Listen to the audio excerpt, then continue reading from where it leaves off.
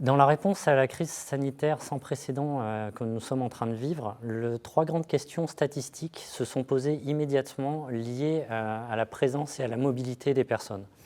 La première question, c'était quelle est l'évolution de la population présente sur le territoire, avec notamment la fermeture des frontières, le retour des résidents français, et quelle est l'évolution de la répartition de la population sur ce territoire national. La deuxième question était liée à l'impact des mesures de confinement sur la mobilité des personnes et l'impact aussi des différentes phases de déconfinement sur la reprise de cette mobilité. La troisième question, c'était de retracer la propagation du virus à l'échelle du pays et de prédire l'évolution de futures pandémies. Ces mêmes questions se posent désormais pour tous les acteurs de l'économie dans le domaine du tourisme, du retail ou du transport, pour la reprise économique du pays qui est marquée par une transformation durable des comportements de mobilité. Donc, en effet, les différentes mesures qui ont été prises durant la crise sanitaire, donc à savoir la fermeture et les ouvertures des frontières, les mesures de confinement et de déconfinement, le télétravail, la mise en chômage partiel, ou également la réouverture progressive des écoles, a profondément impacté la répartition de la population sur les territoires nationaux. Donc, en début de crise, les instituts de statistiques publiques, les préfectures ou encore les centres hospitaliers n'avaient plus de données fiables pour dimensionner leurs équipements en fonction de la population présente et à prendre en charge. Donc, à ça, plusieurs raisons. Premièrement, aucune référence n'existe. Ensuite, les modèles prévisionnels sortaient de leur borne de fiabilité. Et également, comme vous pouvez l'imaginer, la collecte classique de données aurait demandé un temps et un investissement colossal. Les autorités nationales et internationales se sont donc tournées vers les opérateurs télécoms, acteurs de confiance et de souveraineté nationale, pour répondre à ces questions. Orange, avec son service Fluvision, a permis de répondre en quelques jours à l'échelle nationale et internationale avec une actualisation quotidienne à l'ensemble de ces questions. Fluvision est un service conçu et exploité par Orange Business Services. Il convertit les données de signalisation entre les téléphones mobiles et les antennes relais en des statistiques de présence et de mobilité des personnes. Ce service est ouvert aujourd'hui en Europe avec plus de 200 clients. Il a permis d'offrir des réponses aux pouvoirs publics en France, en Espagne, en Belgique, en Slovaquie, en Roumanie ou encore à Monaco.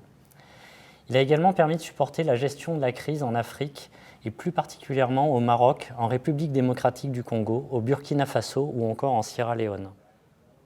Donc, si on prend le cadre de la France, Orange a collaboré notamment avec l'INSEE, l'INSERM ou encore la PHP pour délivrer ces données à l'ensemble des services de l'État concernés.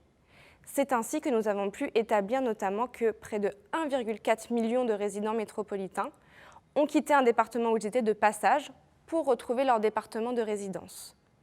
Également, 300 000 personnes sont également revenues sur le territoire métropolitain, tandis que plus d'1 million l'ont quitté.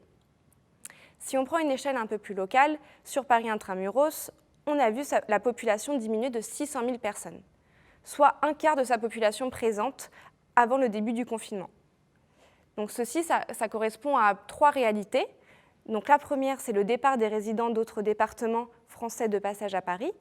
La deuxième, c'est le départ de 11% de résidents parisiens pour s'installer sur un autre territoire. Et enfin, bien sûr, les étrangers de passage à Paris qui sont retournés dans leur territoire. On a également observé que les départements de sports d'hiver se sont vidés suite à la fermeture des stations.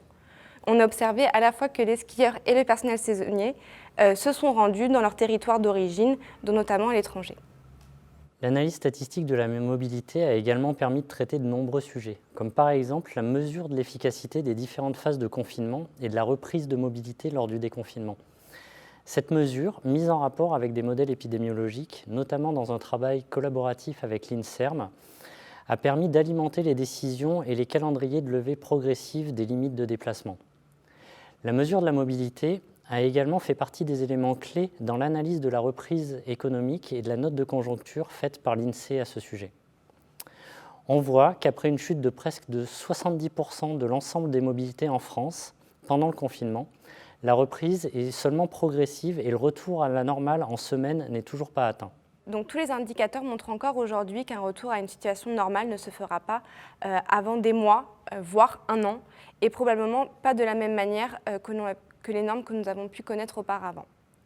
Donc ce constat se fait à plusieurs niveaux, que ce soit pour l'analyse des nouveaux comportements touristiques, liés notamment à la limitation des déplacements internationaux, également pour la compréhension des nouvelles zones de chalandise commerciale causées par les changements de comportement et de mobilité des personnes, ou enfin pour l'adaptation des offres de transport dues à la massification du télétravail.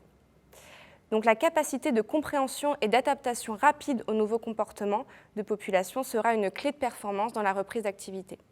Merci pour votre écoute. Nous restons à votre entière disposition pour toute information complémentaire à l'adresse suivante fluvision.support@orange.com.